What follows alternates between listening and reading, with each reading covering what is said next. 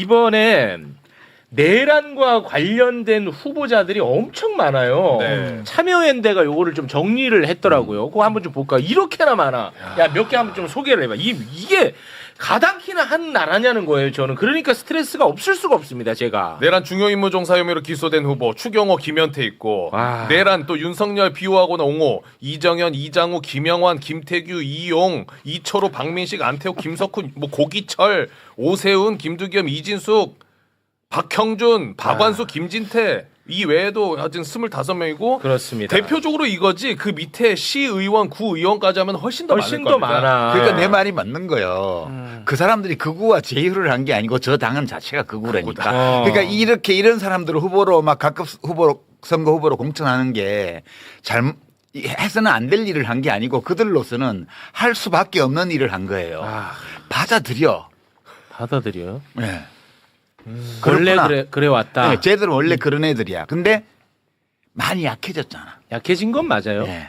근데 그 지금 뭐 또 계속해서 결집한다 그러고 굉장히 지금 나오는 여론조사를 보면 점점 붙거나 저는 역전당하는 경우도 약해진 건 있고. 확실하다고 보고요. 아, 약해진 건 맞아요. 약해진 것도 확실하고 기울어진 운동장이 우리 쪽으로 와 있는 것도 확실하다고 생각해요. 다만 그게 상당히 위험한 신호라는 거거든요. 말하자면 지금 범민주 진보 진영이 건강한 방식으로 다양성을 키우는 체계인가? 무슨 말이냐면 국힘이 저렇게 멸망한 데는 제가 보기에는 유사성, 동일성으로 꼭꼭 뭉쳐 있었다고 보거든요. 그런데 지금 민주당이 과연 이 다양성을 어떻게 어떤 방식으로 앞으로 이끌어 가려고 하는가? 다양한 세력들을 하나의 세력으로 만들려고 하는가? 다양한 세력들과 공존하는 방식으로 범민주 진영을 이끌어 가려고 하는가? 기로점에 서 있다고 생각해요. 아 그러니까 국민의힘이 쪼그라든 만큼 예. 민주당은 좀 더 넓어질 텐데 예. 이거를 굉장히 다양해질 거 아닙니까? 그렇죠. 이걸 어떤 식으로 함께 갈 것이냐 그렇죠. 이 문제가 굉장히 심각한 굉장히 문제라는 중요한 거예요. 문제가 됐다. 와, 정리 진짜 잘하신다. 맞아요? 역시. 네. 진짜 우리 강성필 지금 부대변인님. 네네네. 그런 문제 고민하고 있을 거 아니에요, 민주당 분들은. 그렇죠. 근데 저는 방금도 여쭤보고 싶었던 게 그러면 그 구구가 좀 줄어들고 있는데 왜 20대 이 젊은 사람들은 구구 보수가 늘어나고 있는지 사실 우리가 여론조사를 돌릴 때마다 계속해서 이 젊은 층들이 오히려 더 4.19나 5.18 보면은 더 젊은 사람들이 분노하고 거기서 대항을 맞아, 해야 되는데 그래왔지. 왜 지금 이렇게 반대되는 현상이라는 전 그게 그 궁금해요. MB가 뿌린 씨앗이잖아. 논점 일탈 하지 말고. 그건 제가 민주당 분위기 어때? 이 문제 지금 최욱 씨가 정리한 이 문제 있잖아요. 네네네. 뭐 생각이나 해? 아 왜 그렇게 아프게 하세요? 고민이나 하냐고. 제가 부대변인님은 그런 지위에 있지 않을 것 같고 아우, 무슨 소리? 지금 난 종편 수계들을 잘 보고 있거든. 네. 민주당을 대표해서 나눈 종편 출연자들을. 네. 저분들의 말 속에 저는 민주당 당원도 아니고 그 내부 사정을 모르니까 무언가 그들이 이 고민하는 문제들이 좀 비쳐 나올 거다라고 이렇게 기대하면서 이렇게 좀 이렇게 보고 있는데 본 잠정적인 결론은 고민이 한 개도 없구나. 그런 잠정적으로 그런 느낌을 받았어요. 어때요?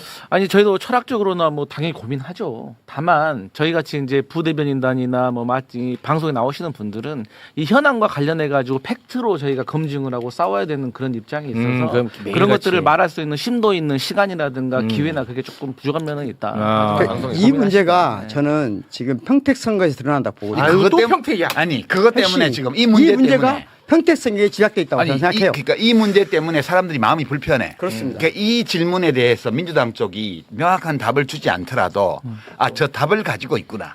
그리고 대충 그 답은 이런 것 같아라고 짐작할 수 있으면 사람들이 마음이 편해. 자 그러면은 뭐 근데 그거 안 느껴지기 때문에 저는 지금 지방선거를 보는 모든 그런 시각들이 네. 불편함이 묻어 있는 거예요. 지금 걱정이 묻어 있고. 자 그러면 그 얘기 할게요. 안 그래도 그래. 아니 이게 저는 진짜 이것과 관련해 가지고 솔직히 궁금한 게 되게 많아요. 저는 그런데 요거 일단 하나만 확인하고 갈게요. 여기 계신 분들 다 똑똑하신 분들이니까 댓글상으로는 굉장히 뜨겁잖아요. 평택 을이. 네.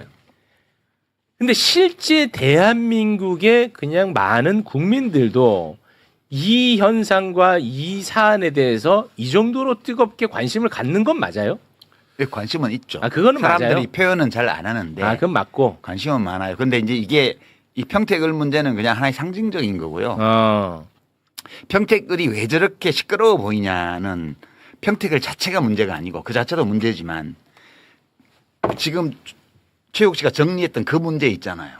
지금 구조가 이렇습니다. 철학적으로 하면 복잡한데 그냥 외부의 적이 약해졌어요.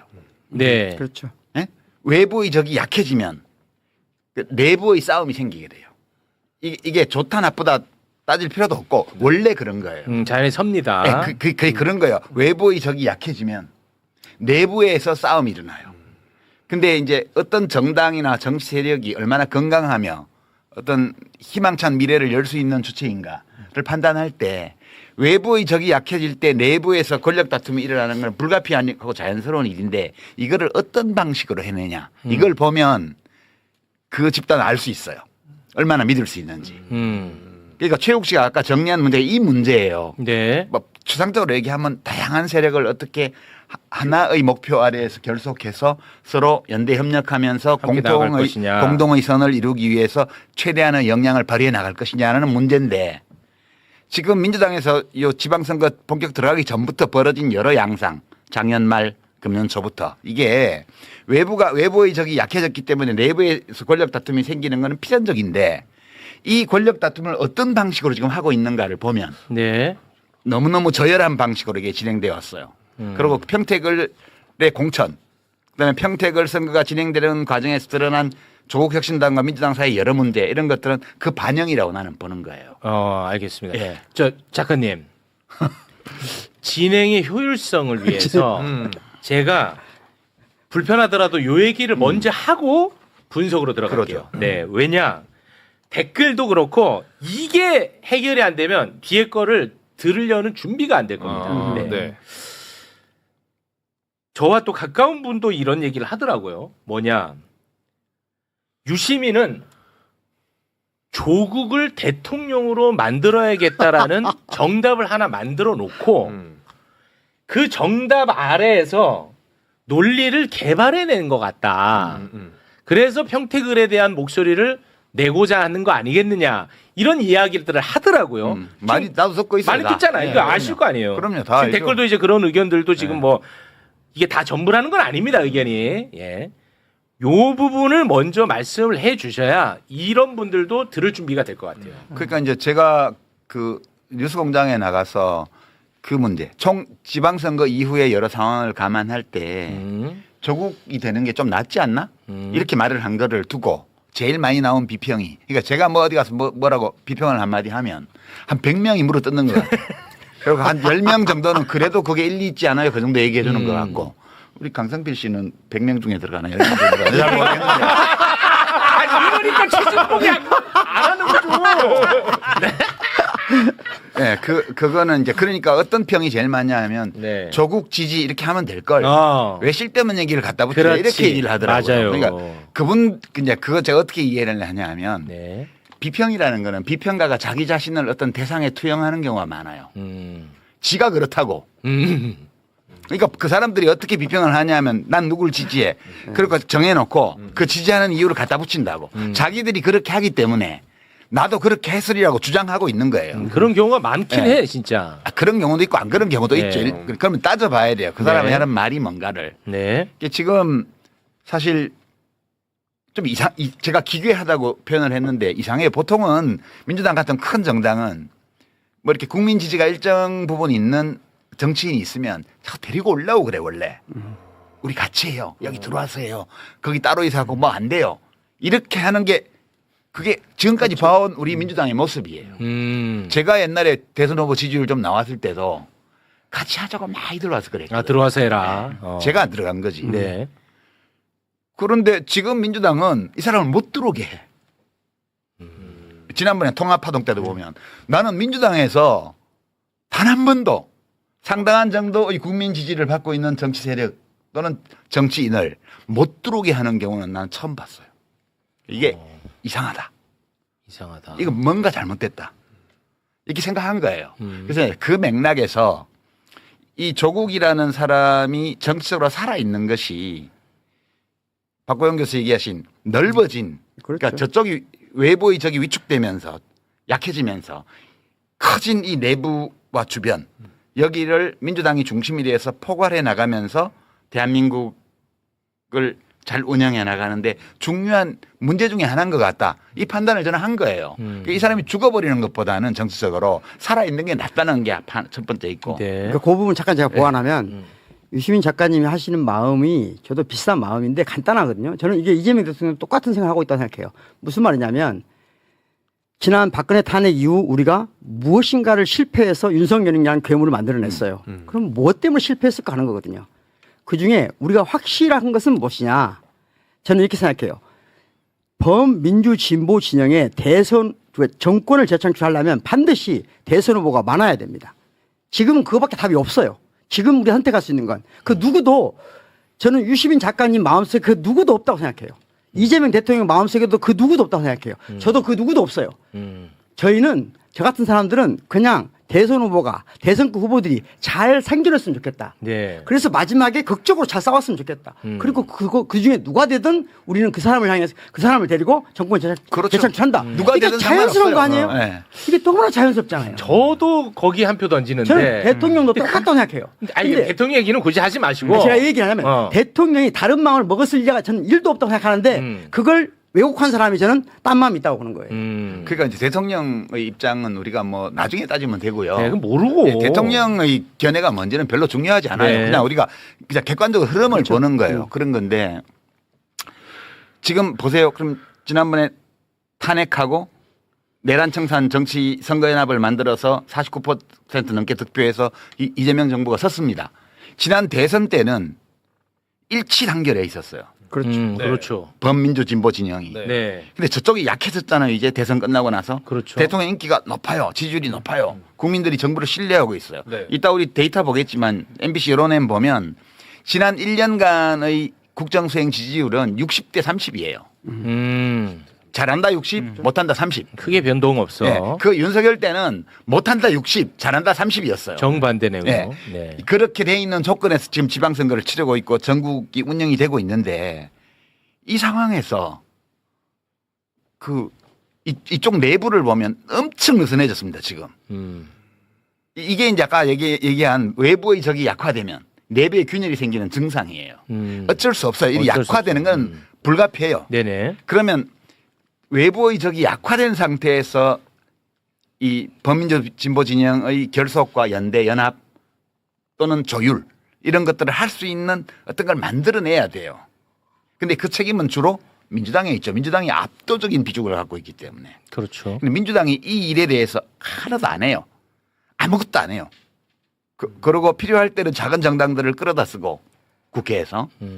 지금까지 해온 양상은 뭐냐면 아무것도 안 합니다. 양상은 뭐냐면 중도나 우파적 성향을 갖거나 심지어 약간은 위험한 정도의 우파적 성향을 갖는 사람들을 끌어다 썼어요. 하지만 왼쪽 날개에서는 그 누구도 활용하지 않았어요. 예. 다시 말하면 민주당 밖에 있는 사람을 끌어들일 때 제가 보기엔 진정한 의미에서 연합정당을 하고 진정한 의미에서 미래를 위한다면 쉽게 말하자면 기본소득당이나 또는 그 밖에 뭐 진보당이나 그 밖에 다른 정당들이 사회민주당에 있잖아요. 네. 저는 조국당은 다른 문제라고 생각합니다. 그런데 그런 다양한 정당들의 다양한 인력들을 저는 최소한이라 써야 된다고 생각하거든요. 근데 그런 재수가 없었어요, 전혀. 정당도 없었고 정부도 없었어요. 근데 이제 그 문제보다 더 심각한 거는 이렇게 진단을 누가 하잖아요. 예. 그러면 지금 어떤 네트워크가 만들어져 있냐면 지금 언론은 조국에 불리한 보도는 옛날에 엄청나게 많이 했고 지금도 많이 하고 있어요. 그러나 조국의 경쟁자에게 불리한 사건은 어떤 사실이 나와도 거의 보도 안 합니다. 지금도 마찬가지예요.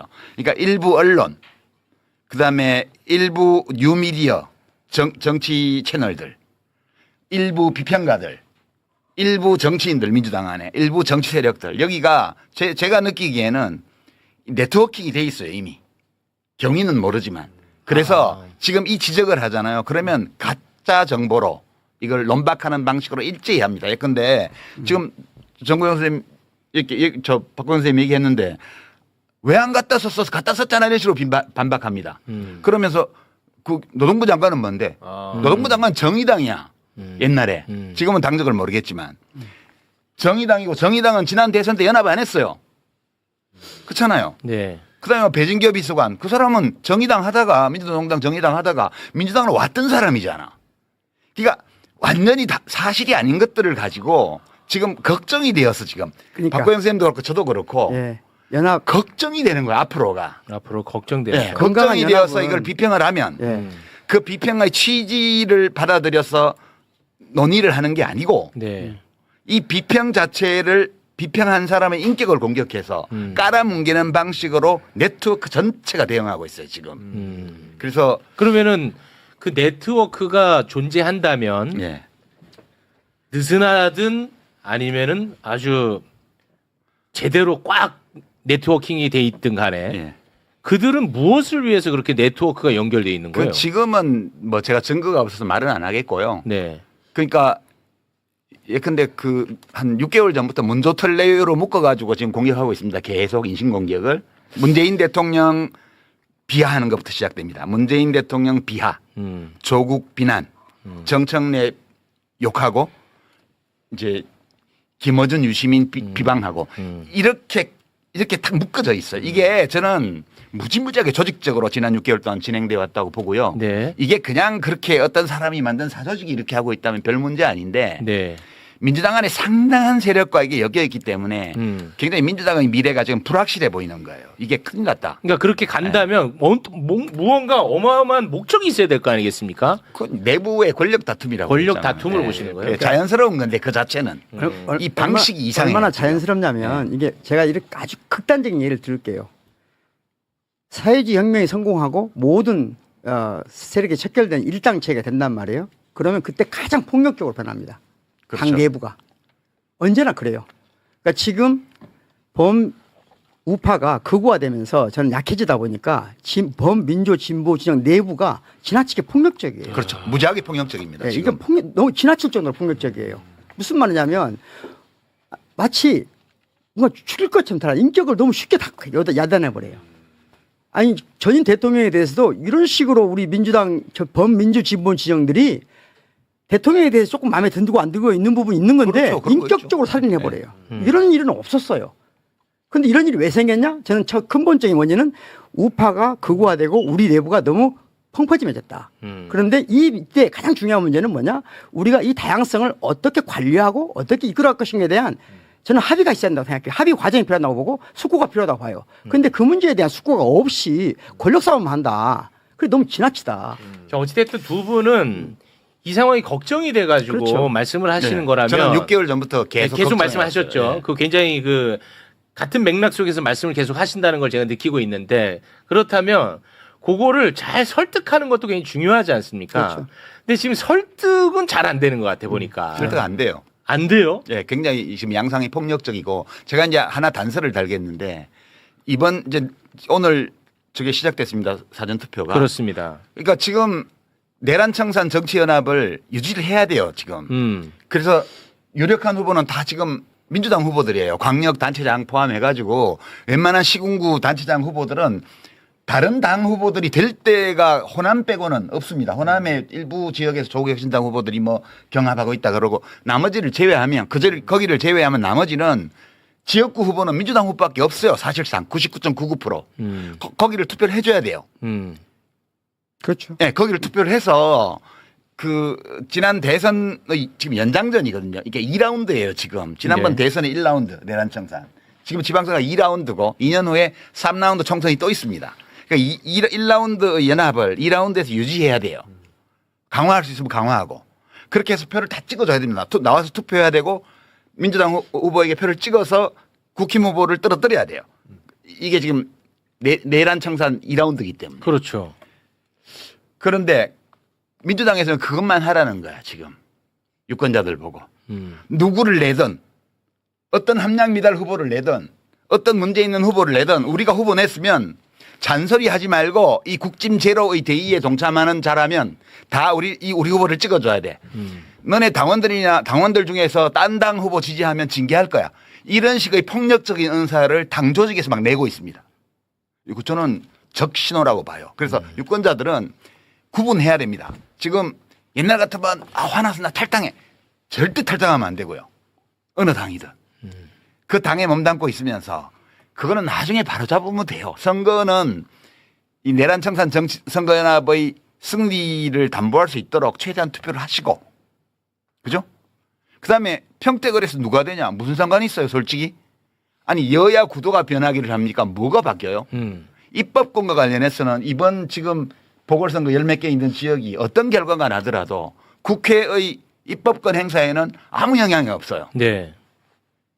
그래서 이거를 의식하는 사람들이 그 뒤를 생각할 때 다시 국회에서 검찰개혁을 완수하고 그다음에 3라운드 2년 후에 총선 때 또 연대연합을 만들어내는 그다음에 또 대선까지 가는 이걸 내다보는 당원들이나 지지자들은 이걸 걱정해서 지금 평택에서 고민하는 거거든요. 자기가 민주당 평소 지지자고 당원임에도 불구하고 정말 민주당 후보를 찍어야 돼.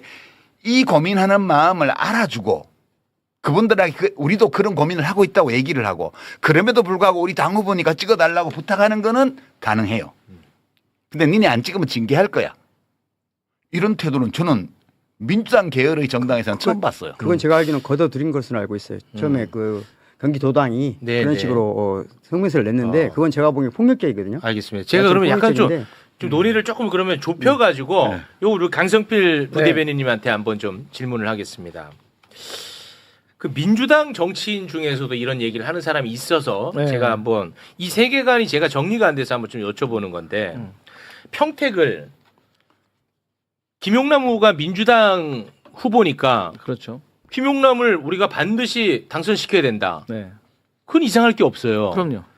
그런데 같은 사람입니다. 네. 그런데 전북도지사는 무소속 김관영 후보가 되면 안 될 거 아니에요. 이 논리라면. 그렇죠. 근데 이거에 대해서는 또 굉장히 반대하는 듯한 발언을 하거든요. 그러니까 김관영에 대해서 뭔가 좀 기우는 듯한 발언을 한단 말이에요. 이게 안 맞잖아, 두 가지가. 그렇게 말하는 사람은 안 맞죠. 하지만 저처럼 평택에서도 우리 김용남 후보가 당선되어야 한다. 그리고 전북에서도 이원택 민주당 후보가 당선되어야 한다. 그거 굉장히 라는 일관성 사람은 있잖아. 저는 뭐 그러니까 전혀 그 거리낌이 없습니다. 논리의 정합성이 있잖아요. 네. 근데 제가 말씀드린 이거를 어떻게 설명할 것이냐. 그러니까 제가 이걸 뭐 비난하자는 게 아니라 진짜 궁금해서 여쭤보는 거예요. 그런데 이 평택에서의 우리 민주당 후보에 대한 결함 그리고 전북에서의 우리 후보에 대한 결함 혹은 그 후보를 선정하는 과정에 있어서의 미숙함 이것은 지도부가 나중에 책임을 져야죠. 하지만 지도부가 이미 그걸 결정을 했는데 결정하기 전에는 내부적으로도 말이 많았습니다. 이게 맞나? 이 사람이 맞나? 하지만 지도부가 당대표가 결정을 해버렸으면 뭐 다른 당원과 지지자들은 다른 얘기를 할 수는 있겠지만 최소한도로 당직자 혹은 민주당의 명함을 달고 방송에 나가는 사람들은 그렇지. 거기에 대해서 반대되는 말을 한다는 것은 그렇죠. 좀 당직 내려놔야죠. 부대표님부터 책임지셔야 되겠네. 네. 부대표님부터. 네, 뭐 어쩔 수 없는 거죠. 당직 그러면. 내려놓고 당기 내려놓고 아니 그 말씀은 당기 내려놓고 해야 되는 거 아니에요? 아닙니다. 저는 그러니까 일관성을 말하는 아니, 정파적인 건 좋은데 네. 정파적일 수 있죠. 당연히 모든 정치인들은 정파적이니까 정파적일 수 있어요. 그런데 이 우리 같은 사람은 지금 정파적이지 않단 말이에요. 네. 정파가 없어요. 범민주 진보 진영이 건강하게 성장하기 바라는 뿐이에요. 그런 관점에서 얘기를 하는 때 예를 들자면 이 문제에 관해서 자 저는 대부업이나 또는 사채업자가 우리 공동체 구성원이라는 걸 인정합니다.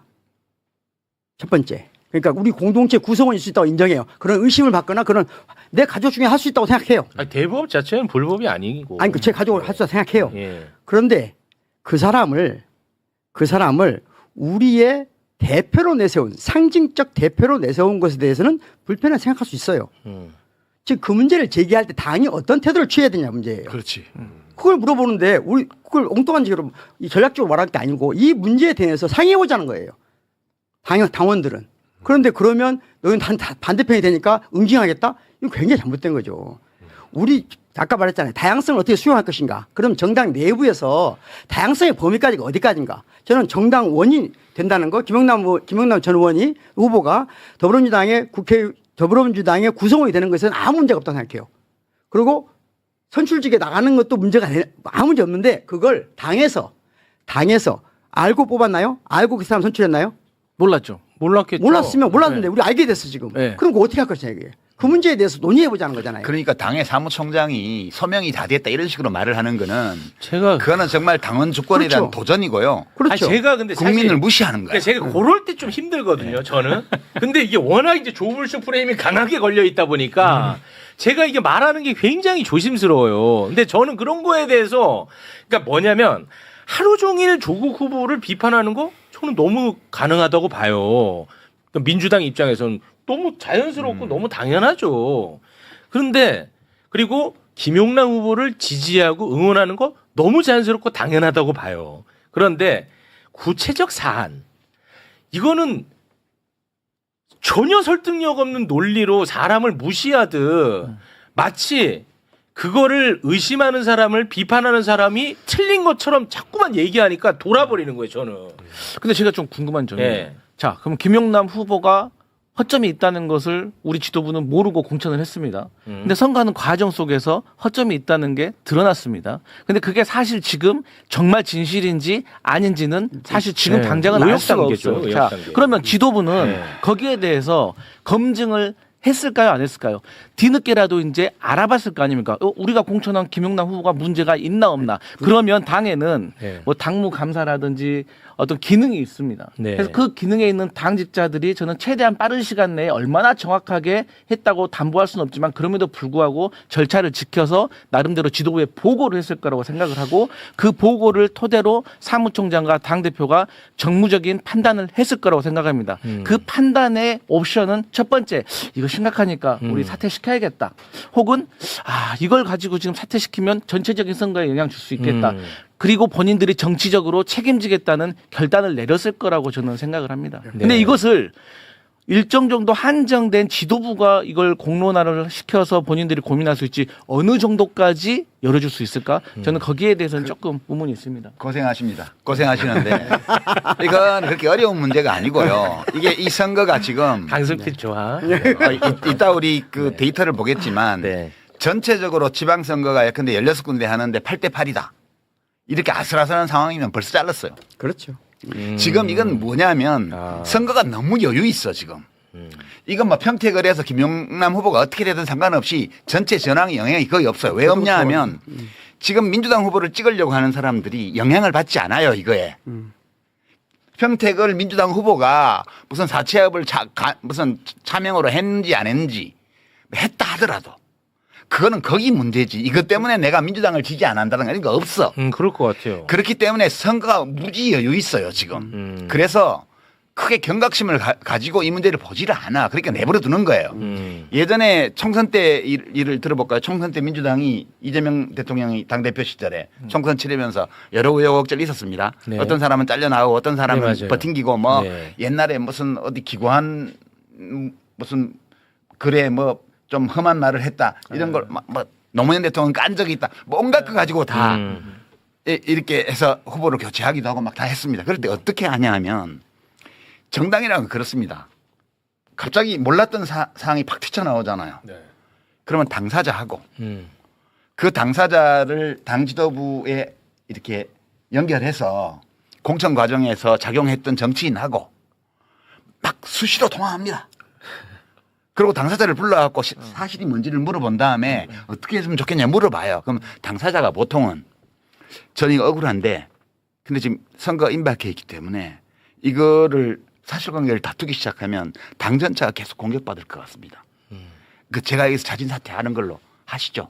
그리고 빨리 그 대안을 수습 국면으로 가겠죠. 대안을 빨리 해줬으면 좋겠습니다. 이렇게 한 다음에 본인이 발표하고 당에서는 수용하고 그다음에 새로운 후보를 내고 이런 과정을 다 밟았어요. 김용남 후보 이건 왜 안 되냐? 안 되는 거예요 이게 지금. 서로 간에 그 과거에 민주당의 후보가 어떤 문제가 불거져서 그것이 사실이든 아니든 간에 언론의 공격을 대대적으로 받기 시작하면 벌써 본인이 나 때문에 당이 선거에 지장을 받을 위험이 있다는 것 때문에 괴로워해요. 네. 그래서 본인이 물러나려고 그럽니다.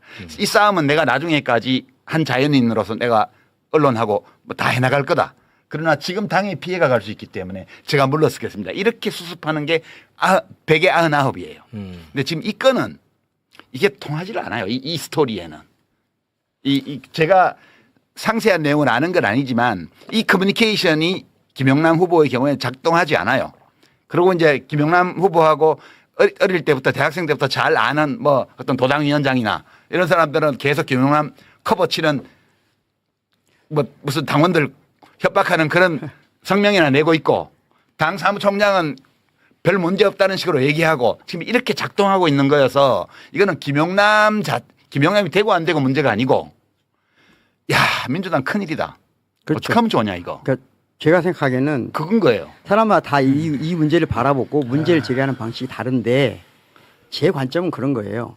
아까 다양성을 어떻게 관리할 것인가? 그러면 첫 번째 여러 가지 민주 진보 진영 내에도 다양한 정치 세력이 있잖아요. 그렇죠. 그 세력과 어떤 형식으로 포용하고 포섭하고 동화시킬 것이냐 아니면 인정하고 존중하고 연대할 것이냐. 이 첫 번째 문제고요. 두 번째 문제는 뭐냐면 내부로 들어온 사람들을 어떻게 관리할 것이냐 문제거든요. 그러면 김용남 후보의 경우 우리 민주당의 당원이고 민주당이 활동하는 건 오케이. 그런데 선출적으로 내세울 정도의 앞으로 이런 후보를 알게 됐을 때 우리가 선출적으로 내세우는 것이 민주당이라고 하는 정체성 맞냐라고 하는 것을 당원이 그런 심각한 문제의식을 제기하는 건 너무 자연스러운 거 아니에요? 자, 그럼 여기서 제가 질문 하나 드릴게요. 만약에 평택을에 김용남 후보가 출마했어요. 그런데 조국혁신당에 조국 후보가 안 나왔어. 그런데 김용남 후보의 이런 문제가 수면 위로 올라왔어. 그럼 이 문제에 대해서도 이게 굉장히 지금처럼 이렇게 시끄러웠을까? 이런 거를 얘기하는 분들도 많더라고. 그러니까 결국은 이게 무슨 질문이냐? 결국은 조국을 지키기 위해서 김용남을 희생시키는 거 아니냐? 저는 반대로 말하겠습니다. 반대. 만약에 그런 경우라면 저는 사퇴했을 거라고 봅니다. 아, 오히려 더 사퇴했고 쉽게. 다시는 왜냐하면 지금 진보당 후보가 있거든요. 마음 편하거든요. 그렇죠. 지금은 조국이 있기 때문에 못하는 거예요. 냉정하게 말하면. 조국은 대선 후보라고 생각하기 때문에 민주당 많은 정치인들이 긴장하고 이 사태를 보기 때문이거든요. 제가 보기에는 솔직히 말씀드리면 셋 중에 누가 되나 저 같은 사람 아무 관심 없습니다. 김용남이 되나 조국이 되나 김재현 후보. 김재현 후보가 되나. 그런데 유이동만 아니면 됩니다. 그렇죠. 저는. 그렇습니다. 저는 그렇습니다. 냉정하게 예. 우리 그런 거예요. 네. 그러면 김용남 후보가 문제 있으면 문제 있는 거 뭐 처리하면 끝나는 거예요. 근데 왜 안 하고 있냐? 조국 때문에 안 하는 거거든요. 조국이 없었다? 제가 보기에는 김용남 후보는 반드시 사퇴시켰습니다. 제가 보기엔 그래요. 근데 제 그리고 생각에는 진보당 쪽으로 진보당이 되면 안 됩니까? 예를 들자면 당시에 안 될 네. 거 없지. 안될거 없죠. 지난번에 총선 때는 세종시에서 민주당 후보 그렇죠. 그 재산 신고 잘못했다고 해서 바로 날려버리고 김종민 무소속 그렇잖아요. 후보한테 다 해서 당선시켰잖아. 네. 그렇게 하면 되는 거지. 네, 우리 아니 근데 부대변인. 전 두 분 말씀 들으니까 그나마 다행이고 희망은 보이네요. 뭐야? 아니 그러니까 뭐 사실 유이동만 아니고 누가 돼도 그럼요. 상관없다라고 하면 이건 얼마나 평화로운 일입니까? 그렇죠. 맞아요. 나는 그렇게 생각한다니까. 우리 정말 다르시죠. 다행인 것 같아요. 맞아. 네, 그러니까 더 이상 뭐 이걸 인상 쓰고 얘기할 필요도 없는 건데 다만 민주당 안에 많은 당원들과 지지자들은 이 이제 조국 후보께서 처음에 출마를 하셔가지고 이제 김용남 후보에 대해서 네. 많이 우리가 소위 쉽게 말하는 네거티브로 이제 공격을 하는 거 아니냐. 그러니까 본인께서 계속 주장을 하셨고 우리도 민주당도 공감하고 있는 국힘 제로를 하셔야 되고 그 선봉에 섰었고 지난 총선에서 우리와 함께 잘해가지고 세빙선을 잘 하셨던 분이 갑자기 이 김용남 후보를 차라리 정책적인 우위로 능력 면에서 압도를 해주면 되는데 그러면 모든 당원과 지지자들 편한데 이게 자꾸 네거티브로 흐르니까 이게 결론 이 과정 속에서 일부 당원과 지지자들이 다른 오해 이상한 감정이 생겨버린 거예요. 그러다 보니까 이 지도부도 이 돌발 변수라고 일종으로 쉽게 표현하면 이 문제에 대해서 오해받을 수도 있다는. 그러니까 그들도 유이동만 아니면 되는데 갑자기 여기서 김용남의 작든 크든 어떤 하자를 가지고 내려버리면 이거 다른 생각하는 거 아니야? 라는 오해가 있고 그 지도부도 정치를 해야 되고 미래를 생각하는 사람들이니까 또 다 자기들 자기의 정무적인 판단을 하는 겁니다. 네네. 그렇기 때문에 저는 그 부분이 매우 아쉬웠다. 저는 그런 생각해요. 부대변인 훌륭합니다. 민주당 안에서 조국이라는 사람이 후보로 안 나왔으면 사실은 김용남이 아니고 다른 사람이 나왔을 거예요. 그렇죠. 이게 너무나 뻔한 거거든요. 조국 때문에 김용남이 나온 거예요. 그렇게 또 연결됩니까? 네, 그렇죠. 이게 지금 뭐야? 아니 우리가 지금 이 공론의 영역에서 솔직하게 얘기를 해야 되는데 그렇죠. 지금 네네. 가면 무도회를 하는 거야. 이게 평택을에 대한 정치 비평은 비평가들이 거의 대부분이 다 종편이나 유튜브에 나와서 가면 무도회를 하고 있어요. 정확하게 얘기하자고요. 조국이 아니고 다른 후보가 예컨대 그 조국 혁신당에서 여기는 당신들 귀책 사유 있는 데니까 우리 당에서 누구 후보 낼게 이렇게 해서 냈다고 쳐요. 네네. 그럼 민주당 양보했을 수도 있어요. 양보할 수도 있고 그리고 이왕 후보 나왔을 수도 있고. 생각해봐요. 아니 거기 국힘 제로라는 대의를 위해서는 그러면 조국 후보가 이렇게 했으면 좋겠다 그런 얘기 하잖아요. 제일 좋은 방법은 민주당이 공천을 안 했으면 돼요. 거기에. 민주당이 단 한 개라도 이번 지방선거에서 자기 몫을 내놓은 데가 있어요? 없죠. 한 군데도 없습니다. 그러니까 내가 조국 씨한테도 처음에 조국 혁신당 만들 때부터 이걸 경고를 했어요. 나한테 자문하러 왔을 때 민주당 무서운 정당이다. 민주당이 얼마나 무서운 정당이냐 하면 국힘당 계열과의 정당과 싸울 때는 사자 같지만 거기 않고 이쪽 진보 진영 안에서 다른 군소정당하고 싸울 때는 늑대다.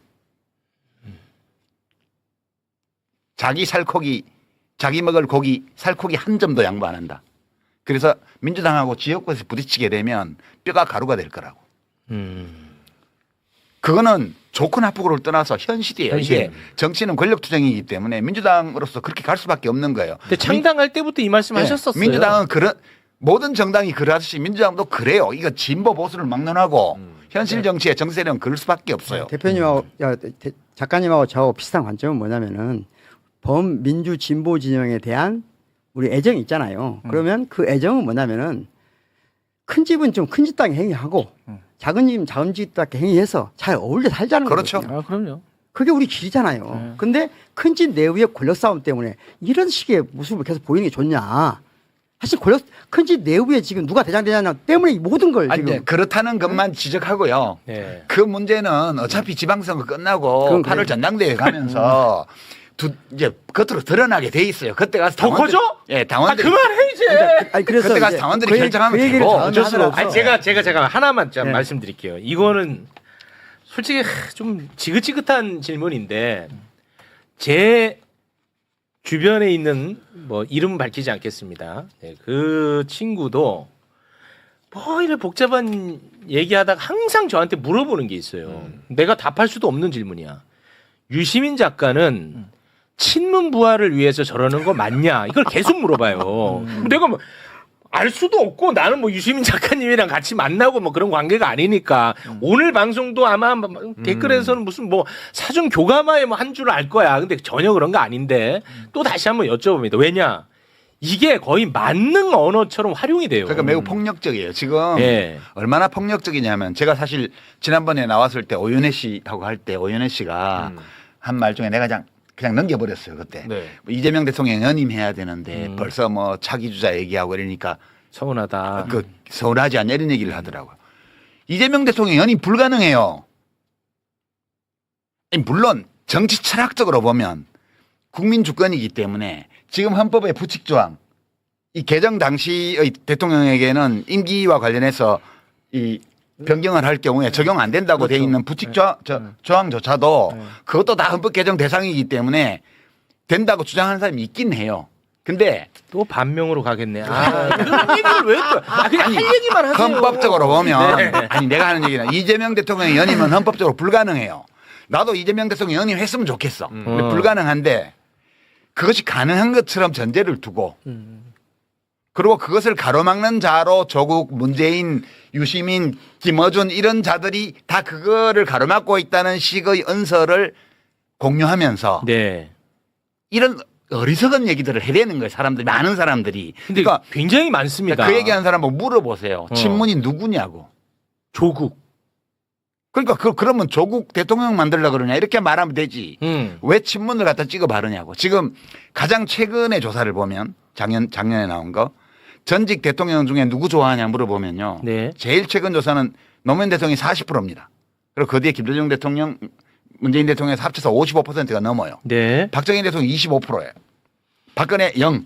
이렇게 나왔습니다. 와 진짜 0이에요 또. 그러니까 간만에 웃었네. 그러니까 무슨 말이냐면 지금 우리 소위 말하는 민주 진보 진영이라고 하는 여기는 어떤 전직 대통령을 좋아하느냐는 그 사람의 인생관을 보여주는 거거든요. 세계관, 철학을 보여주는 거예요. 그렇죠. 그러니까 이 세 분의 대통령에 대한 선호가 55%라는 거는 한국의 민주주의가 매우 안정된 기반 위에 올라 있다는 걸 의미하는 그렇죠. 거예요. 그러니까 여기가 연합해서 지금 민주정부를 계속 김대중 정부, 노무현 정부, 문재인 정부, 이재명 정부까지 이렇게 와 있는 거라고요. 네. 켜켜이 위에 쌓아가지고 시루떡 쌓듯이 쌓아가지고. 네. 근데 여기서 누구를 쳐내고 이렇게 이런 주장을 하는 자들은 네. 그 적진에서 온 간첩이거나 아니면 그냥 자기만의 정신 세계를 가진 독특한 사람이거나 아니면 내부 권력 투쟁을 위해서 진영을 폭파해도 괜찮다고 생각하는 자들이에요. 저는 저는 그렇게 생각해요. 고민을 많이 해봤는데요. 그러니까 답은 간단하거든요. 다시 말하면 앞으로 정권 재창출을 하고 범민주 진보 진영의 정책을 안정적으로 끌어가려면 세 분의 대통령을 지지했던 사람들이 항상 어떤 방식으로 연대해야 돼요. 그렇죠.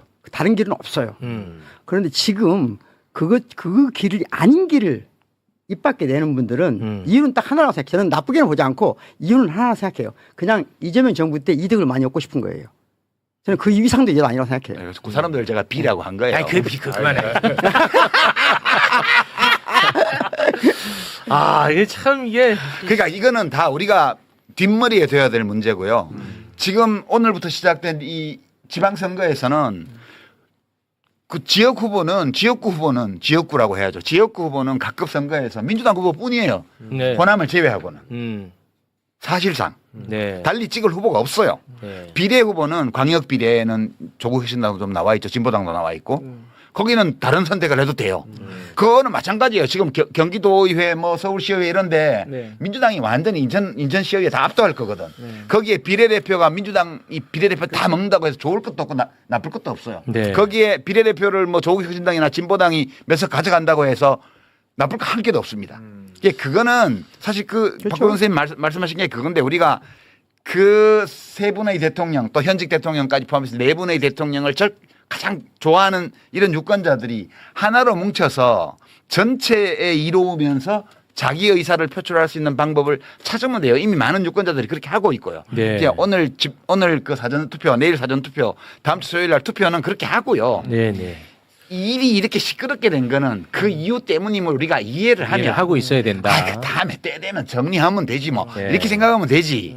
그거 가지고 스트레스 받아서 밤에 잠을 못 자고 저 잠 못 이러면 자요. 안 된다 이거지. 최욱 씨가 하는 거잖아요. 그게 없다는 거지. 평택을에 얼마나 강력한 에너지가 모여 있냐면 제가 김용남 후보 인생 전체를 비판한 게 아니에요.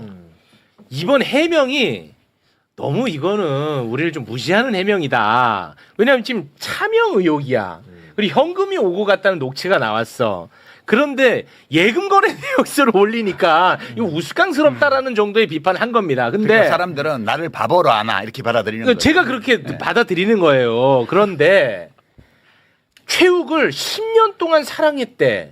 그런데 김용남을 한 번 비판했다고 나에 대한 신뢰를 철회한대. 신경 쓰지 마요 그런 거. 아 이거 그러면 김용남을 한 20년을 신뢰했던 거야 뭐야? 나는 그러니까 에너지가 너무 강력하게 모여 있다는 거야 여기에. 그렇게 사랑은 움직이는 거야. 그렇게 얘기하는 사람은요. 최욱 앵커를 10년 동안 사랑한 사람이 아니에요. 아니야 맞아. 그냥 레토릭인 것 같습니다. 8년 사랑했어요. 나는 사랑했다. 네.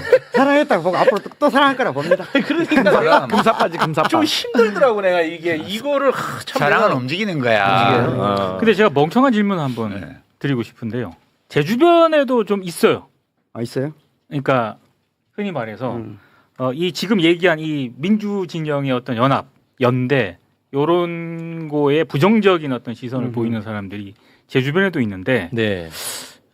저는 좀 그분들하고 생각이 다르긴 합니다만 얘 주장하는 요지를 좀 들어보면 자기네들도 나중에 어찌됐든 지금 일종의 권력 투쟁을 하고 있는 거잖아요. 근데 자기네들이 어떤 민주당의 어떤 당권을 잡으면은 그것이 결국에는 이재명 정부와 이재명 대통령의 성공을 위하는 길이다.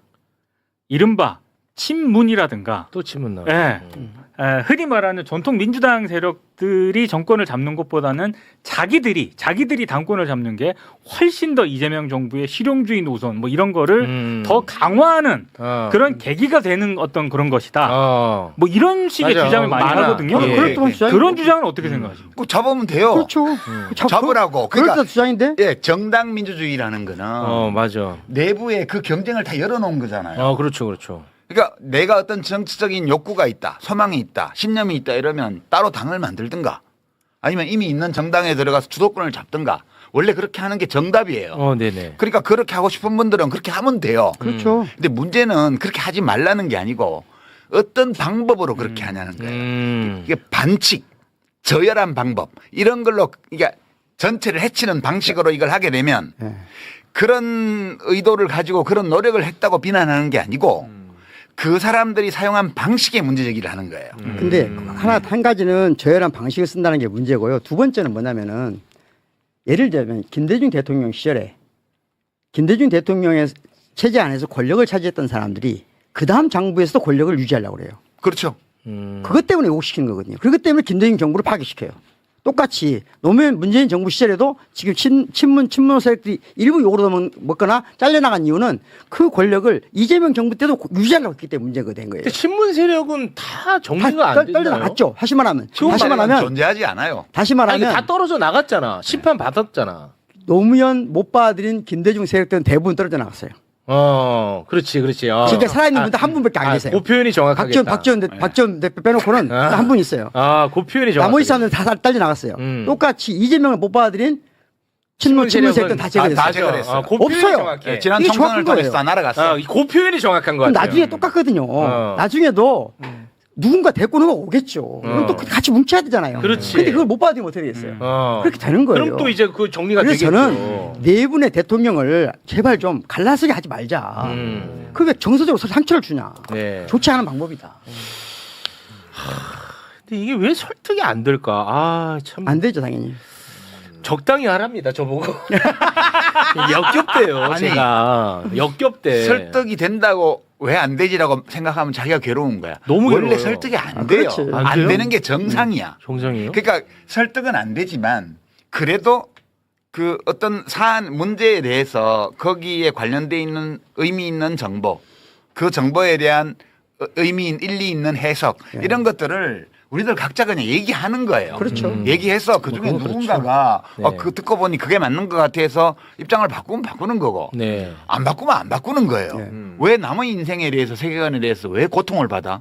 아니, 그러니까. 그거 최욱 씨 문제가 아니잖아. 아니, 제가 뭐 아주 큰 담론에 대한 설득을 얘기하는 게 아니고, 그러니까 좀 아주 유치한 얘기 할게요. 그게 아니고 뭐냐면, 저는 이제 조블쇼로 프레임이 되어 있는데, 굳이 따지면 저는 김용남 후보랑 더 가깝지 않겠어요? 물론 가깝지도 않아요.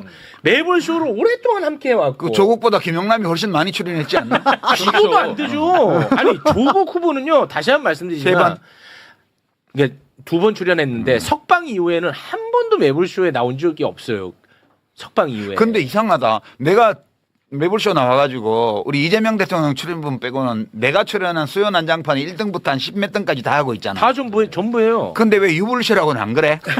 그러네. 단 한 번도 그거 못 들어본 것 같은데. 그거는 좀 아주 일리 있는 서운하셨구나. 지적이네요. 조불쇼에 포함된 거 아니에요? 조불쇼에 포함돼. 그러네요. 예. 아니 그리고 여러분이 만약에 저라면, 자 여러분이 접니다. 최욱은 뭐 보면은. 평론가들이 최욱은 어차피 돈밖에 모르니까 돈에 쫓아갈 거다. 얘는 조회수의 노예니까 조회수 쫓아갈 거다. 유시민은 책 팔아먹으려고 나오는 거다. 그거는 진짜 제가 정말 너무 화나는 네. 얘기고. 이제 그런단 말이에요. 그러면 여러분이 저라면 그 소수 정당이 뭐라고 조국 후보를 지지하겠습니까? 여러분이 저라면 할 이유가 없는 거예요. 저의 사적 욕망에 따라서도. 그리고 실제로 저는 뭐 조국 후보에 대해서 뭐 옹호하거나 지지하거나 그런 걸 표명한 적도 없고. 저는 예를 들면 이번 광주에 지방선거 할 때 저는 개인적으로 진보당을 지지할 생각이거든요. 그럼 저는 왜 엄청나게 욕해야 되잖아 사람들이. 이거 안 해요. 진보당 할 수 있죠. 아니 그러니까 이렇게 생각한단 말이에요. 근데 조국 딱 찍은다고 그러면 아마 난리 날 거예요. 그거 큰일 납니다. 네. 왜 그럴까 사람들이. 이것은 쉽게 말하면 너무 예민할 정도로 예민해요? 권력 투쟁하고 있는 거예요. 또 근데 그게 나쁘다고 생각하지 않아요. 그냥 나쁘지 않아요?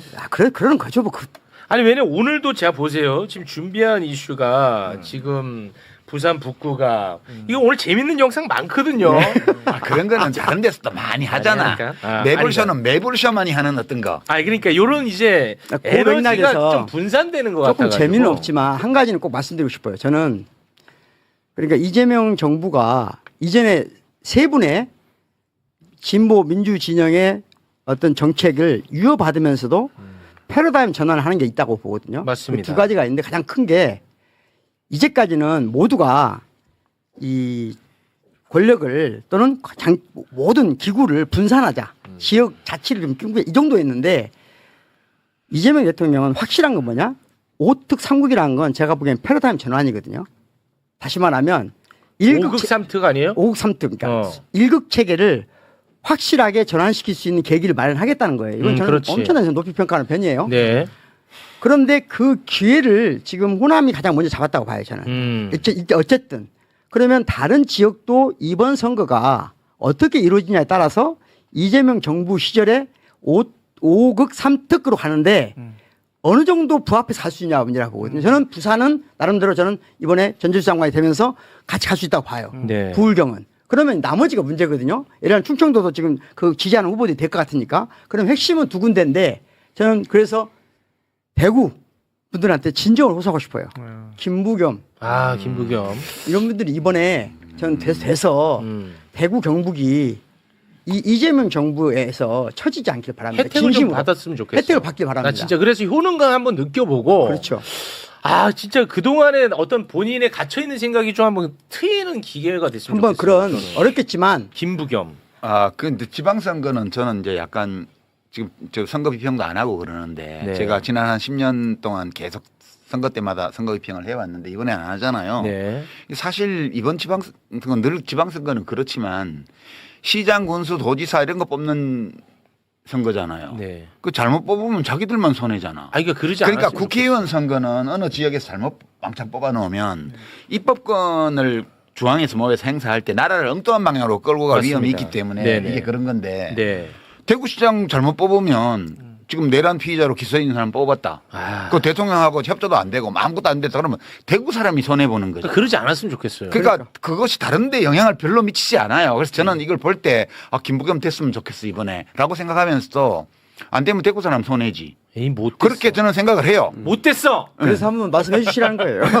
아니, 그런 거고. 잠깐이에요. 대구 분들한테 제가 보기에는 저는 이제 광주 사람이지만 대구가 이번에 뭔가를 크게 손해 보는 방식으로 결정이 나면 너무 안타까울 것 같아요. 안 돼. 그래서 한 번 더 호소드리고 싶어요. 사실은 지금 민주당이 총력을 기울여서 대구를 어떻게든지 김부겸 전 총리를 당선시키는데 최선을 다해야 된다 보거든요. 네. 그래서 한번 꼭 그 말씀을. 근데 저는 이제 김부겸 후보는 그것보다 네. 승패야 뭐 알 수 없죠. 지금 딱 붙어 있다고 그렇죠. 그러니까 승패는 알 수 없는데 될 수도 있고 안 될 수도 있겠죠. 근데 이제 저는 김부겸 후보를 20살 때부터 알거든요. 제가 20살 때. 오랜 인연입니다. 제가 20살 때부터 알아요. 오.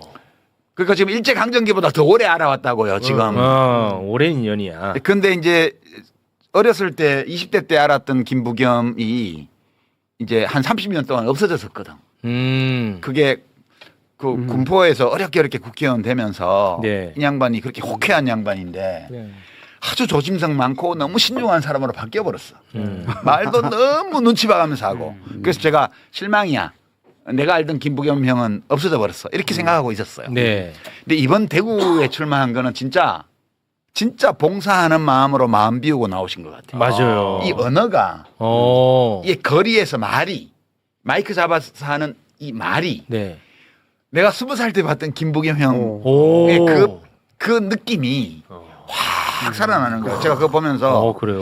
저 형님은 이번에는 진짜 완전 마음을 비우고 오로지 공적인 어떤 동기 그것만 100% 가지고 나오셨나 보다. 그러니까 이미 승패에 연연하지 않고 자신의 길을 가고 있어요. 저는 되게 아름다워 보이더라고요. 야, 저 형님 일제강점기보다 더 긴 세월이 지나서 드디어 옛날 모습으로 돌아오셨네요. 저는 그런 거 보면서 혼자서 그냥 끼낄거려요. 이 형 오랜만에 만나네 이러면서. 너무 좋다. 이 결과까지 아름다우면은 뭐 금상첨화 아니겠습니까? 민주당에 조금 그 선거에 조금이라도 보태고 싶은 분들은 대구에 가서 또 대구에 전화하고 그래서 대구가 한번 변하면 저는 이재명 정부 시절에 이런 문제가 좀 극복되고 그래서 하면 너무 좋을 것 같아요. 그러니까. 그래서 다른 거 다 잘못돼도 대구가 되면 좋을 것 같아요. 부산 북구 가보러 가겠습니다. 내려가는 거죠? 내려갑니다. 네, 내려갑니다. 아, 드디어 오래 걸리네. 한동훈이 얘기를 안 할 수가 없어요. 저는 하종 후보가 당선되는 거 기쁘죠. 근데 한동훈 후보가 낙선되는 게 나에겐 정말 더 큰 이슈야. 그제다. 나한텐 그래. 근데 한동훈 후보가 당선되면 국힘당은 폭탄 하나 떨어지는 건데.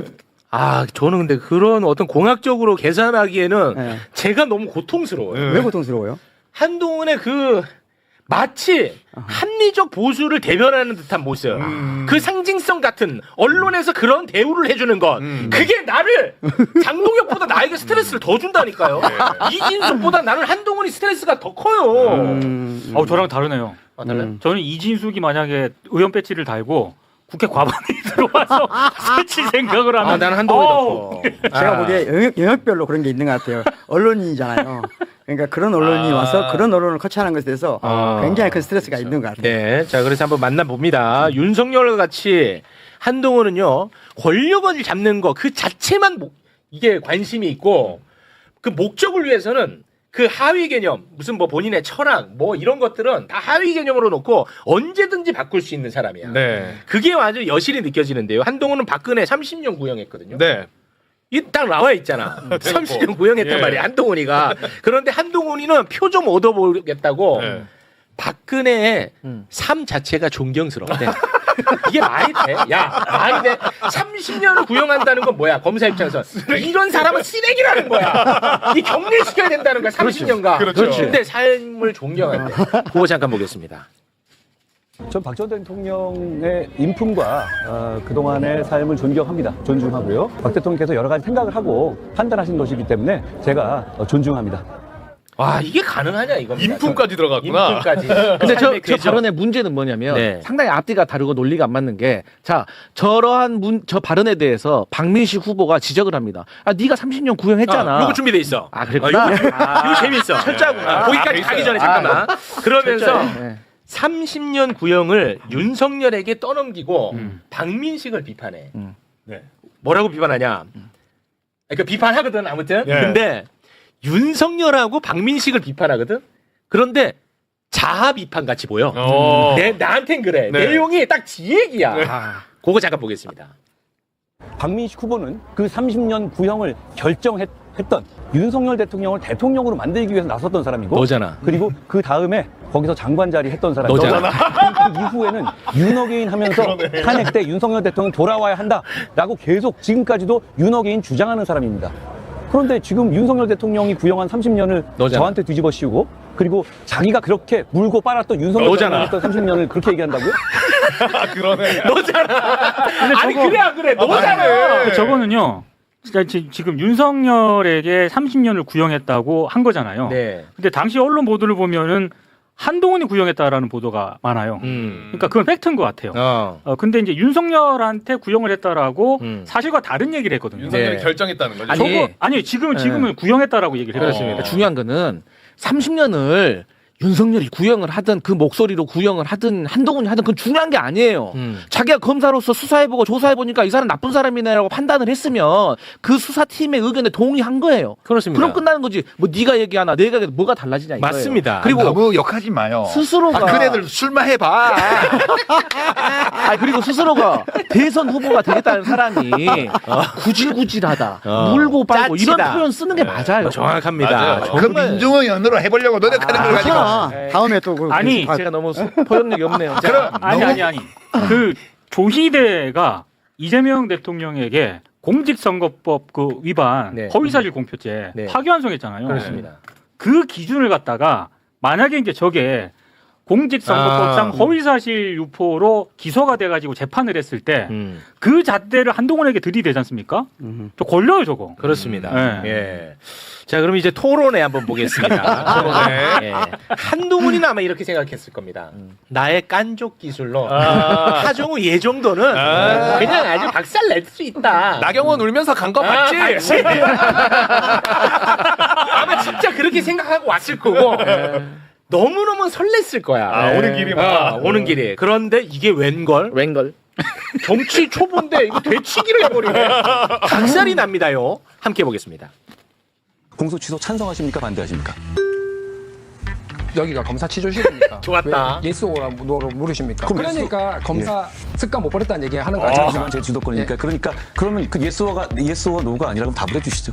그래서 국회 가서 제대로 국민 의견 수렴하고 지금은 북구 주민들에게만 집중하겠다 말씀드리지 않았습니까? 그런데 지금은 선거 중입니다. 잠시만요. 그런데 부산 글로벌 허브 도시특별법 부산 시민 160만 명이 서명한 법안입니다. 여기에 대해서 이재명 대통령이 포퓰리즘이라고 제동을 걸었죠. 이재명 대통령 입장에 동의하세요? 실제로 지방주도 성장이라고 하는 새로 훨씬 더 좋은 기준이 나왔기 때문에 훨씬 더 좋은 법을 만들 수 있는 기회가 된다라고 봐야 되고요. 중요한 전재수 거는 의원이 잠시만요. 전재수 의원이 이 법을 30초 보장해 주셔야 됩니다. 잠시만요. 보장해 주십시오. 네, 보장해 주십시오. 좀 이따 보장해 드릴게요. 어떻게 보장하시려고요? 자, 전재수 의원이 바로 이 법안 가져온 공대야 공대. 좋은 기회가 있으면 더 좋은 법안을 만드는 게 당연한 거고요. 기본적으로 더 좋은 법안을 만들겠다는데 오히려 왜 반대를 하십니까? 제가 가서 더 좋은 법안을 만들겠다는 되고 얘기예요. 있습니다. 30초 보장해 주십시오. 하 후보님은 이재명 대통령이 얘기하는 거에서 하나도 어떤 반기를 못 드시네요. 앞으로도 그럴 겁니까? 제가 이 말씀을 주십시오. 30초 보장해 주십시오. 네, 30초 보장해 주셔야 되니까. 네. 자, 30초 제게서. 저는 여러 가지 코멘트를 드리고 있지만 이런 걸 하셨던 분이 반기를 드네 만에 이렇게 얘기하는 게 말이 되겠습니까? 드네 만에. 실제로 한동훈 오 많이 준비하셨네. 내 거 다 막아내네. 야공이 있네. 와, 나 요거 때문에 깔끔했어요. 나 솔직히 평택 때문에 스트레스 많았는데 큰 위로가 되더라. 아니 근데 저는 30초 그 답변 말 그거 시간을 안 지켜주는 후보는 또 간만에 보네요 진짜. 아, 요거 아주 좋았습니다.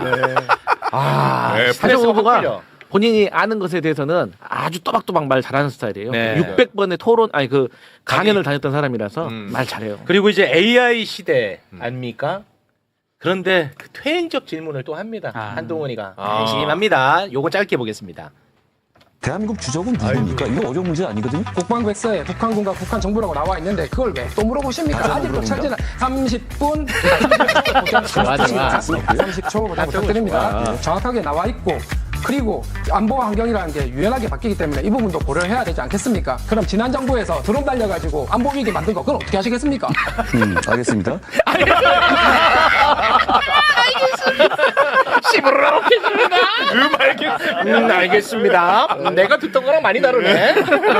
이게 외롭잖아. 예. 외로우니까 이제 박민 씨한테 쓱 갑니다. 너는 내가 잡자. 박민 씨한테 가가지고 아니 회심에 정말 센스가 있는 공격 카드를 딱 꺼내. 아, 박민 씨한테. 이렇게 재치 있는 공격은 너네 못 봤지 하면서 딱 꺼냅니다. 네. 그런데 여기서 두들겨 맞아요. 아, 요거 아주 꿀맛입니다. 네. 함께 보시죠. 박민식 후보님께 제가 한 가지만 말씀드리겠습니다. 만약에 하정우 후보, 한동훈 후보 둘 중에 한 명이 당선돼야 한다면 박 후보님 누가 되길 바라십니까? 저는 둘 중에 누가 돼야 된다고 생각한다면 저는 박 후보가 돼야 된다고 선수죠. 생각해요. 아니 저는 박민식이 되리라고 한 달짜리 끝다방처럼 내려와서 이 절박한 북구 문제 발전시킨다 하는 거는 국민들이 신뢰를 안 합니다. 그건 제가 알고 있는데 그런 잠시만요. 부분에 대해서 둘 중에 누구를 박민식이 한동훈을 떨어뜨리고 아니죠. 그거는 마타도입니다. 저는 박민식을 아니 저 선배님 둘 중에 저는 선배님이라고 했잖아요. 선배님 두구리 막거리 해야지. 선배님 아닙니다. 저 선배님이라고 했잖아요. 내가 됩니다. 아 요걸 아이고. 덕분에 내가 아주 그냥 스트레스 확 풀렸네. 아 정말 꿀맛이다 꿀맛. 예. 평생 이런 얘기만 하고 살고 싶네. 아, 사실 좋잖아. 어제 저 TV 토론의 수준은 전반적으로 좀 낮았어요. 네. 낮았는데 한동훈이 일종의 반칙을 쓴 거죠. 근데 하정 후보가 정말 대응을 너무 잘하더라고요. 잘했어. 예. 혹시 뭐 비하인드 있습니까? 일단 하정우 후보는 이제 스킬적으로 무조건 나는 나가서 한동훈을 규정하고 온다. 한동훈에게 뭐 구질구질 뭐 변명 듣지 않는다. 난 무조건 규정하고 오겠다. 딱 그 전략으로 갔는데 규정했습니다. 근데 무엇보다도 한동훈이 너무 무시를 했어요 사람을. 그렇기 때문에 허점이 드러난 거예요. 근데 누가 조언을 했는지 모르겠는데 좋은 코치가 있었던 것 같아. 그러니까 TV 토론, 선거 토론 할 때는 이렇게 면접 보는 게 아니거든요. 그러니까 상대방이 나한테 질문을 하면 상대방의 질문 취지에 맞게 대답을 하는 게 정답이 아니에요. 보통 이제 공부 잘했던 사람들이 그 덫에 걸리는 수가 많은데 상대방이 어떤 질문을 나한테 어떤 형식으로 하는 거는 나를 자기 코너에 몰아넣는 거거든. 그럼 그 코너에 싸움 얻어맞게 돼 있어요. 그때는 빨리 클린치를 해서 빠져나와야 돼. 보면 묻는데 답을 하는 게 아니고 자기 얘기를 해버리잖아. 저게 그러니까 이 후보자들 토론은 사실 정상적인 의미의 토론이 될 수가 없어요. 그렇기 때문에. 그래서 수준이 낮아지는 건 불가피한 거고요. 그러니까 상대방의 공격을 받았을 때 말이 질문이지 공격이잖아요. 그럴 때 그 코너를 빨리 빠져나와서 자기가 유리한 코너로 이동한 다음에 매기는 거죠. 그게 전형적으로 판넬 들어보인 거 있잖아요. 뭐 이재명 대통령한테 뭐 놓으라고 뭐 당연히 어쩌고 야지 놓을 때 그 코너에서 아닙니다. 저는 할 수 있습니다. 이렇게 말하면 바보야. 제가 그럴 만한 일이 있으면 그렇게 하겠습니다. 이러면 바보야. 그냥 제가 이런 거 하신 분이 할 말은 아니라고 생각합니다. 그게 자기 코너로 끌고 가는 거예요. 그래서 이제 스킬 면에서 누가 저 TV 토론 준비를 시켰는지 모르겠는데 상당한 선수가 코치를 한 것 같아요. 저는 그런 느낌 받았어요. 그래서 한동훈도 이건 예상 못했는지 준비 많이 했습니다.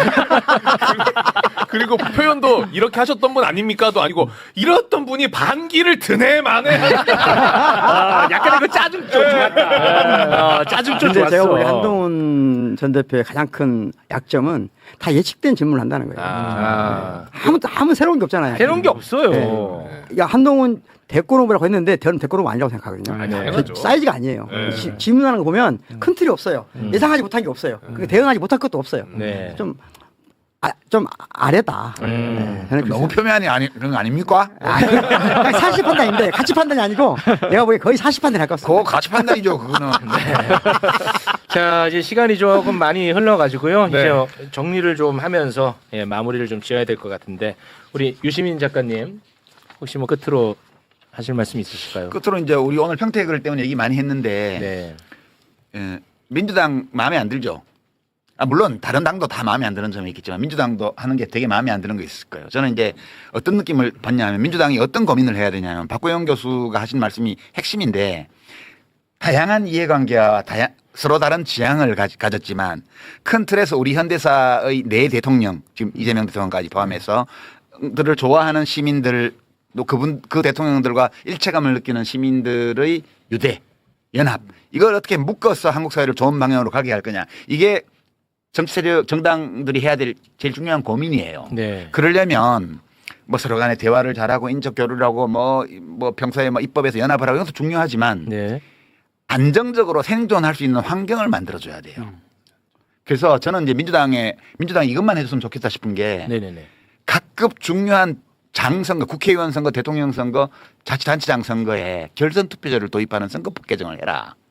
그러면 단일화니 뭐니 이런 것들 다 필요 없잖아요. 각자 다 나와서 해보고 누구든 이 진영에서 2등하는 후보가 있으면 그 사람으로 다 모으면 되잖아. 그러니까 맨날 작은 정당들이 소선거구를 하니까 맨날 사퇴 압박을 받잖아요. 지금 진보당, 조국혁신당 후보들 지금 전국적으로 다 사퇴하잖아요. 이거 얼마만한 억압인지를 한번 생각해 보시라고요. 그분들이 적은 수의 국민들의 지지를 받는다는 것은 현실인데 적은 수의 지지를 받는다고 해서 그것이 틀린 건 아니잖아요. 그러면 민주주의라는 게 좋은 게 오늘의 소수파가 내일은 다수파가 될 수 있는 가능성을 열어주는 제도라는 점에서 좋은 거잖아요. 그럼 지금 우리 선거제도가 어마어마한 억압으로 그 작은 정당들을 압박하고 있고 선거 때마다 그 혜택은 민주당이 독식해왔어요 지금까지.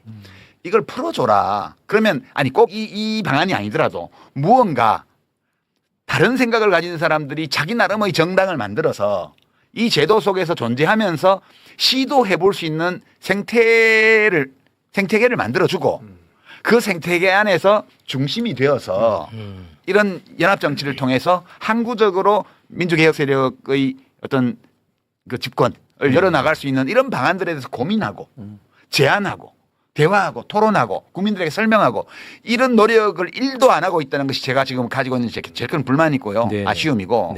근데 이제 저는 어떻게 생각하냐. 이 세상에 다 마음에 드는 게 어디 있어. 아니 우리 아버지라고 우리 엄마라고 내 마음에 다 드나? 우리 형이라고 누나라고 동생이라고 다 마음에 드나? 자기 남편 자기 아내라고 다 마음에 들어요?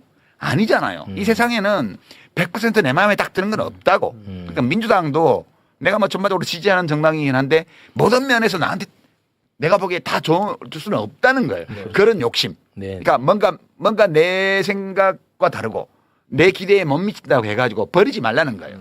그게 그런 게 정상이다. 그게 이 세상은 원래 그런 거다. 그렇게 해서 그거 있는 그대로 받아주고요. 그 대신에 지금 책임이 큰 당이기 때문에 그 당에 대해서는 이런 거 좀 해줬으면 좋겠어라고 요구도 하고. 그다음에 당원인 경우에는 당의 지도자가 되려는 분들에게 그런 요구도 좀 하고. 이렇게 해서 사실 지금 국힘당이 거의 극우 정당으로 지금 짜부러들고 있기 때문에 민주당이 얼마나 잘하냐에 대한민국 얼마나 잘 되냐가 거의 다 90% 걸려 있습니다. 맞아. 그러니까 그냥 민주당의 문제가 아니고 민주당이 이 어떤 문제를 어떻게 하느냐가 대한민국 어떻게 되느냐를 그냥 결정하는 거예요. 그렇기 때문에 저는 민주당에서 정치하시는 분들이 좀 책임성 있는 태도로 했으면 좋겠어요. 예. 그냥 국회의원 자기 좀 안 되면 어때? 한번 했으면 됐지. 아 그렇게 생각하는 사람은 없어요. 그런 얘기는 이거 하나만 한 얘기야. 그렇게 생각하는 사람 없어. 그거는. 그렇게 생각하고 해야 국회의원 오래 한다고. 평택 상황 보면 진짜 속 터지지 않으셨나요? 여러분은 어떻게 보셨는지 댓글로 남겨주시며 힘낼 수 있게 구독, 좋아요 부탁드려요.